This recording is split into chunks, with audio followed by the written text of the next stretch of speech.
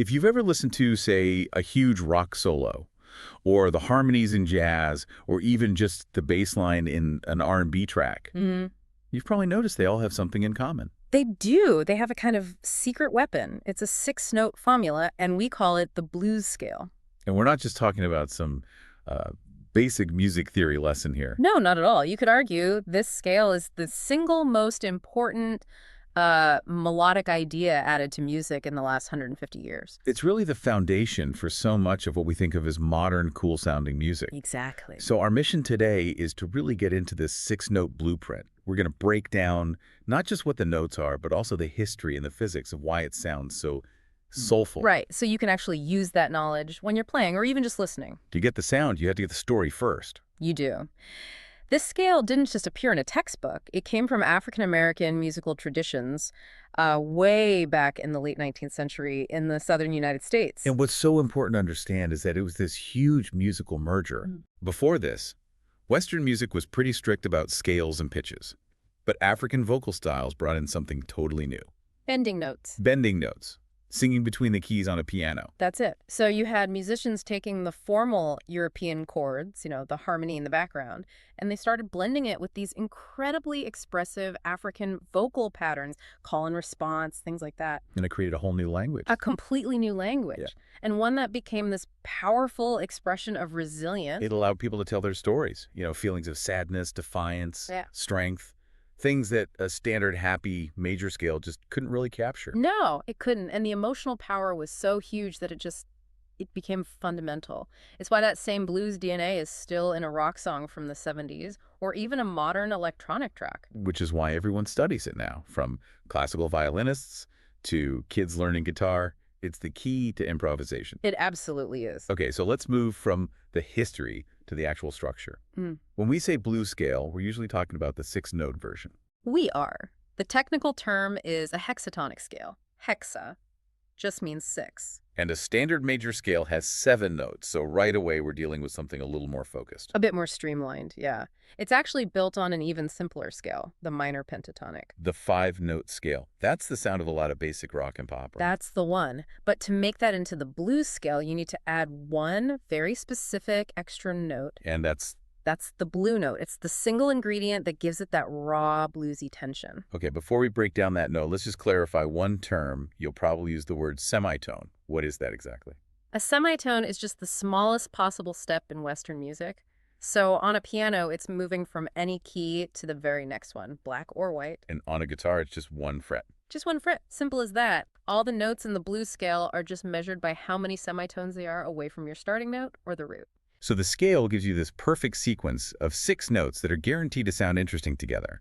But to really use it, you have to get the function of the 3 flat notes that give it its character. That's the key. Let's start with the first one, the foundation, the flat third. Okay. This note is located exactly 3 semitones up from your root note. And a normal happy-sounding third is 4 semitones up. So lowering it by 1 semitone, what does that do? It instantly adds this layer of sadness or longing. It's what gives blues that classic melancholy feeling. But here's what's so cool about it. Musicians will play that sad-sounding flat third over a happy-sounding major chord in the background. That contradiction, that friction, it's amazing. It is. Music theorists call it cognitive dissonance. It creates the sophisticated sound that isn't just happy or sad. It's complex. It's the sound of a complicated emotion. All right, so that's the melancholy. Now for the tension, the second note, the actual blue note. This is the one that gives the scale its name, the most exciting part. It's technically called the sharp 4th or the flat 5th, and it sits exactly 6 semitones above the root. Why is that position so unstable? Because it splits the octave perfectly in half. It's right in the middle. In old classical music, this interval was considered so clashing, they literally called it the devil in music. Wow. Yeah. It creates this harsh, grinding feeling that makes your ear feel like the music has to go somewhere else. It needs to resolve. So if the flat third is the sadness, the blue note is the grit. The grit, that's the perfect word. It's like a dramatic pause in a movie, building the suspense. That's the blue note at work. It's a passing tone that adds all the flavor before you move on to a safer note. You hear guitarists do this all the time, right? Bending the string to hit that note. All the time. Without that specific note, you lose the core tension of the blues. It just wouldn't be the same. Okay, so that brings us to the third piece of the puzzle, Hmm. the flat seventh. This one is 10 semitones up from the root. And its job is basically to provide a feeling of relaxation. Well, a natural seventh, which is 11 semitones up, has this really strong pull back to the starting note. It sounds kind of aggressive, like it demands to go home. But the flat seventh is more chilled out. Much more laid back. It gives the music this cool, open sound. It stops the melody from feeling rushed. And it's essential for creating that classic dominant seventh chord sound, isn't it? Absolutely vital. That's the chord you hear in almost every single blues progression. It sets that cool, effortless vibe for the whole genre. Okay, so now we have our 6 notes. But notes by themselves aren't music. You need rhythm. And for the blues, you need a very specific rhythmic feel called swing. That's right. You can't just play these notes with a stiff, even rhythm. It'll sound all wrong. Swing means the time inside each beat is uneven. Okay, give us an analogy. A straight rhythm is like marching, right? 1, 2, 3, 4, perfectly even steps. Perfect. Marching. But swing is more like skipping or The bouncing. long, short feel. Exactly. You're basically borrowing a little bit of time from the second half of the beat and adding it to the first. It's often called a triplet feel. That long, short pulse is what gives the music its groove. So if you try to play a solo with the blues scale, but without that swing feel, It'll sound robotic, I can do it, mechanical. yeah. The swing is just as important as the notes themselves. and that groove is almost always laid over one famous chord structure, the 12-bar blues progression. The ultimate musical roadmap. It's the blueprint for everything from early rock and roll to so much more. Let's break that roadmap down. It's 12 measures, or bars, that follow a pattern. It uses chords built on the first, fourth, and fifth notes of the scale. We call those I, B, and V using Roman numerals. And the pattern is pretty predictable. Very predictable. You start with 4 bars of the I chord, then you move to the IV chord for 2 bars, then back to the I for 2. Okay, so that's 8 bars. What about the end? The end builds the tension. You go to the V chord for 1 bar, then the IV for 1, and then you finally come home to the I chord for the last 2 bars. That pattern is the foundation. And while those chords are changing in the background, the 6 notes of the blues scale will always sound good over them. Which brings us to the best part. Improvisation. Making music up on the spot. The blues scale is like the perfect training tool for this, isn't it? It really is. It's a safe framework. Because all 6 notes were chosen to work with those I, IV, and V chords, you can play them in almost any order. And it's really hard to hit a truly wrong note.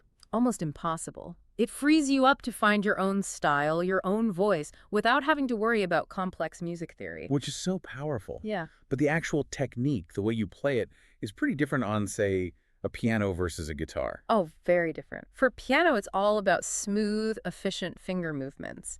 For a C blues scale, for example, there's a specific fingering 1-3, 1-2, 1-3. And that's not just to look fancy. No, it's to keep your wrist relaxed and avoid awkward finger crossing so you can play it fluidly.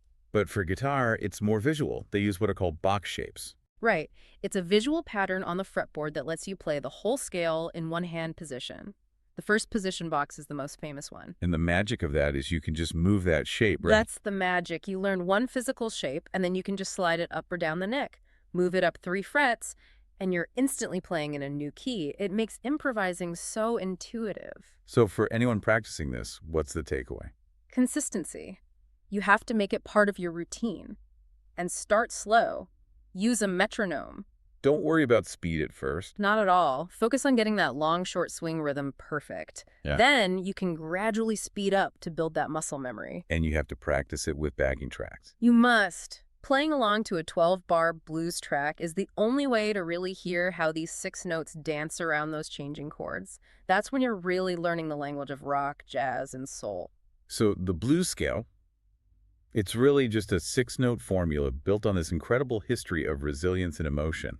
And by mastering those 6 notes, you're learning a kind of universal language that defines so much of the music we love today. So here's a thought for you. The next time you're listening to a guitar solo and you hear that one moment of intense emotional grit, that one note that just makes you hold your breath for a second, ask yourself if you can hear the tension of that single essential flat fifth, that blue note. Can you feel how much it wants to resolve? We hope this gives you a whole new appreciation for the simple brilliance of the blues. Good luck with your studies.